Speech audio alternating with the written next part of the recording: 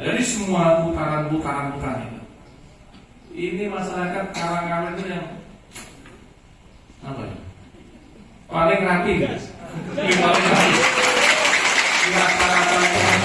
Tumuju Sasanalaya tirisan Gadi. Bangun saluran banyu ing padukuhan Layu. Kowe njaluk lebih, mending aku sing ngalih. Yen wis mati rasa, mending ngomong. Apa nyangga katresnanmu? Tatanan desa ing jaman iki kalurahan diwenehi lemah kanggo Selendang biru sing ana ning pundakmu, luntur tanpa warna bekas ning klambiku. Selendang biru sing ana ning pundakmu, ilang ra bakal balik ning tanganku. Ilang bareng rasa tresno. kaping 8 duweni andhan patih. Patih duweni andhan bupati. Bupati duweni gegayutan marang kontrole Belanda. Bupati duweni andhan Werdono. Kanggo paku alaman Bupati langsung duweni andhan Mending aku sing ngalih, yen wis mati rasa andang ngomong. Aja mbok kandhani karo selendangmu.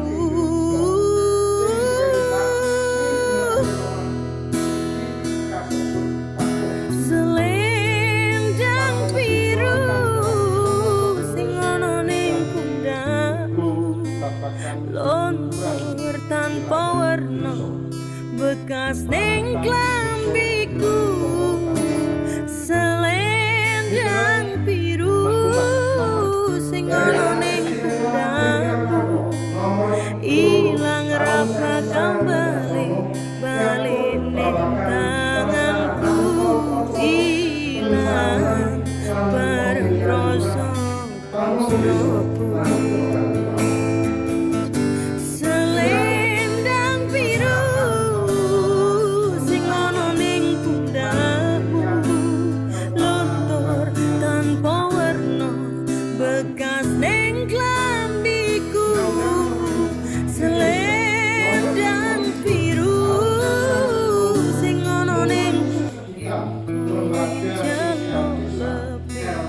mending aku sing ngalih, yen wis mati rasa andang ngomong. Aja mbok kandhani karo selendangmu.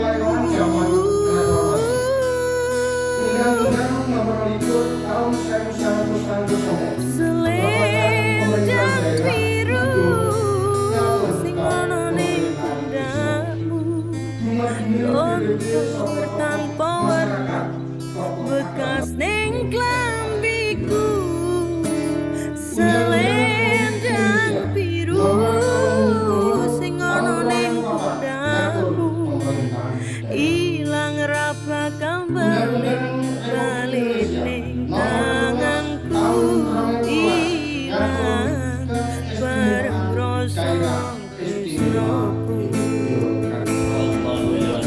Selendang biru sing ana ning pundakmu, luntur tanpa warna bekas ning klambiku. Selendang biru. Dari semua putaran itu, ini masyarakat Karangkawi itu yang apa ya? Paling rapi, guys. Paling rapi. saya begitu masuk di sini, saya kira ini melebihi kecamatan ya tempatnya. Kalau ya, apa namanya? Tempatnya kalah kecamatan dengan kelurahan ini. Ya, tempatnya bersih, masyarakatnya juga saya lihat rapi-rapi. Ini menandakan Bapak Ibu sekalian, ya bagaimana tentang karakter masyarakat Bapak Ibu sekalian itu. Jadi dengan pemimpinnya Pak Gua bagus, sesama masyarakatnya pasti juga bagus. Ini tercermin tentang budaya yang seperti ini. Ini dilestarikan. Terkadang di luar sana, di luar ada pro kontra, ada yang setuju, ada yang tidak setuju tentang budaya-budaya yang seperti ini. Tentu mereka memiliki argumentasi atau alasan masing-masing. Ya. Tapi kalau di Gunung Kidul selama saya muter di sini, masyarakat banyak yang menyelenggarakan adat istiadat, upacara adat budaya, termasuk peringatan-peringatan seperti yang jadi diselenggarakan dengan cara-cara ritual kebudayaan, ya, ritual kebudayaan. Ini sah-sah saja.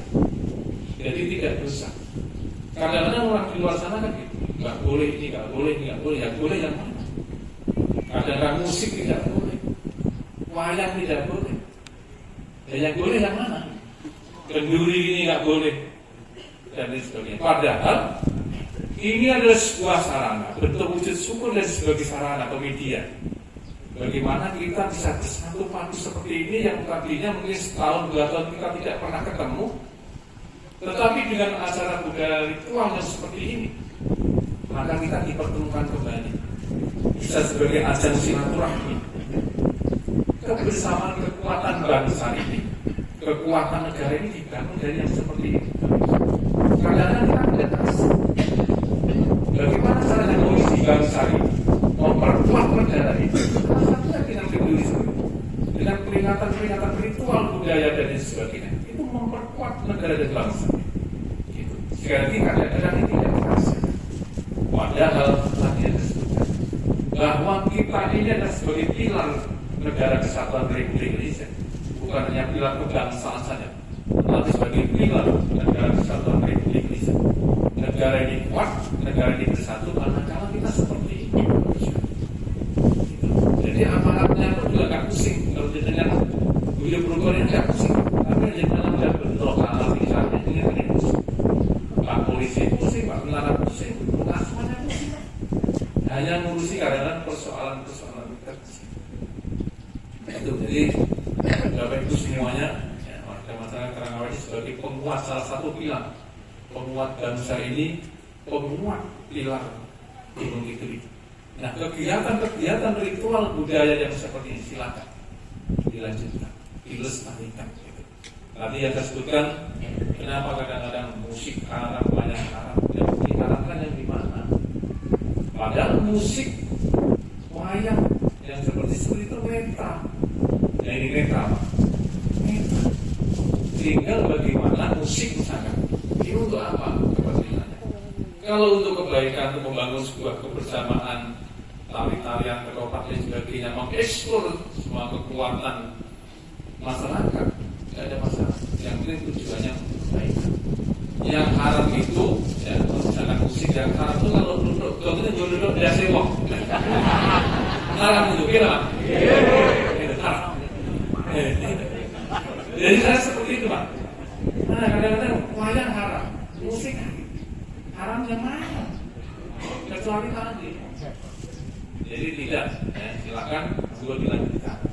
Dia Pak sebagai penguat rasa kebersamaan kita. Ya. 2 hal yang terpenting dalam semua hal itu, Bapak Ibu sekalian. Satu, Bapak Ibu harus terbentuk jiwa karakternya, termasuk generasi penerus itu. Terbentuk karakter dari mana? Satu, karakter agama. Ya. Kita hebatnya setiap apapun Bapak Ibu sekalian. Tapi kalau tidak terbentuk karakter agama, mungkin kita tidak akan seimbang di dalam kehidupan ini. Karena apa? Di dalam agama keseimbangan kehidupan dunia dan akhirat itu penting.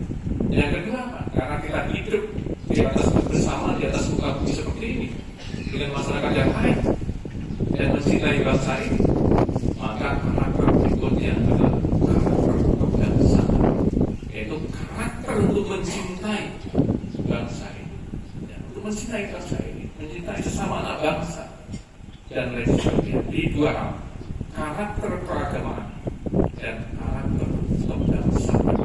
Ini adalah cara menyampaikan seperti yang saya sampaikan. Bapak Ibu sekalian, ada dua hal ini dapat dicermati dan menjadi pegangan teguh bagi kita semua di dalam berbangsa, bernegara, dan tentu bermasyarakat. Ini penting. Yang terakhir Bapak Ibu sekalian, saya ucapkan selamat atas hari janji kawan-kawan yang ke 108 ya Pak, ke 108. Mohon buatan orang kawan-kawan yang umurnya 108 tahun. Buatan ya? Buatan. Masyarakat Gunung Kidul saat sekarang jumlahnya 776.622 jiwa. Ini yang di atas umur 74 tahun itu sekitar 31.000. Jadi orang Gunung Kidul yang tua-tua itu banyak banget. Banyak banget. Awet tulen orang Gunung Kidul. Ya, di atas umur 74 tahun itu ada sekitar 31.000. Ada yang 90 tahun, ada 90 tahun lebih. Kenapa? Padahal tingkat kemiskinannya 15%. Karena makan menjadi sebuah kebiasaan di dalam suasana situasi yang seperti ini, yang bergantian orang Gunung Kidul dan sesuatu yang biasa. Medan-medan yang seperti ini, tempat-tempat yang seperti ini sudah sesuatu yang biasa. Coba bayangkan kalau orang-orang tua kita di situ, di batu-batu kita, kira-kira akan jerit-jerit tiap hari. Jerit-jerit ya. Ini salah satu kekuatan masyarakat Gunung Kidul. Kenapa saya sampaikan?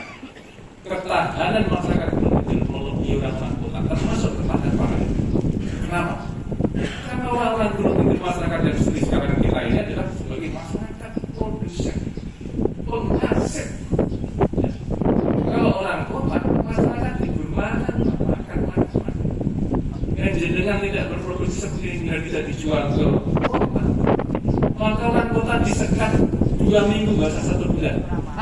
Kira-kira seperti 15. Orang kota apa makan 2 minggu aja, nggak kan? Tapi kalau belum itu, ini yang sering menjadikan kekuatan saya bicara di forum-forum di nasional maupun di daerah. Ini kekuatan saya. Kan betul kan?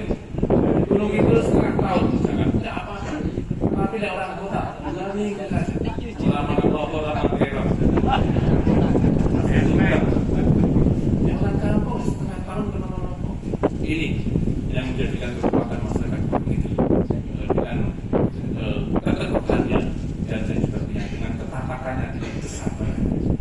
Makanya Bapak sekalian, dengan kondisi ekonomi yang sekarang, apalagi di Karangawin dilewati oleh CCS, itu Pak Lurah betul-betul dimanfaatkan agar kehidupan pertumbuhan ekonomi di sini semakin lebih baik. Jangan justru ini orang luar yang bisa manfaatkan, ya, orang luar Gunung Kidul. Kenapa? Ini sedikit berteman ya.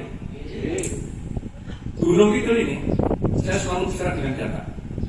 Yang masuk ke Gunung Kidul saat sekarang dalam 1 tahun kemarin 2022 itu tiap tahunnya 1.000 orang masuk ke Gunung Kidul. Begitu tahun 2023 kemarin menjelang 2024 ini berapa? 6.000 Pak Lek. 6.000 orang masuk ke Gunung Kidul. Ini adalah tantangan. Kalau seperti ini kita biarkan terus Bapak Ibu sekalian, dengan bayangkan 30 tahun atau 10 tahun yang akan, kira-kira masyarakat seperti kita ini akan seperti apa? Pasti akan dikuasai oleh orang luar yang berusaha di Gunung Kidul.